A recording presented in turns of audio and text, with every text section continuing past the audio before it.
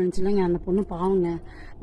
எந்த நேரமும் என்னையே போட்டு எங்கள் வீட்டார் வேலைக்கு போயிட்டு என்னை போட்டு அடிச்சுட்டே இருக்க அப்படின்னு சொல்லி அந்த பொண்ணு கேட்கவும், என்னது உங்கள் வீட்டுக்காரா அப்படி இப்படின்னு சொல்லி அந்த பொம்பளை இன்னும் கொஞ்சம் போட்டு அடிச்சிருச்சுங்க.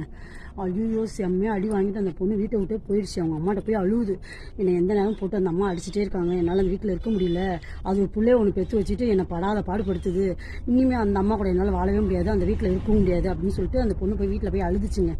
அவங்க அம்மா பாவங்க.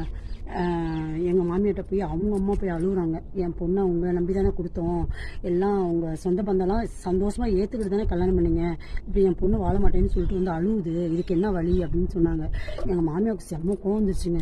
விறுவிறுன்னு போய் அந்த முதல்ல உடையான்ஸில் ஒரு அம்மா ஒரு பிள்ளைய ஒன்று பெற்று வச்சிருக்குது, அது 2வது வேறு மாசமாக இருக்குது.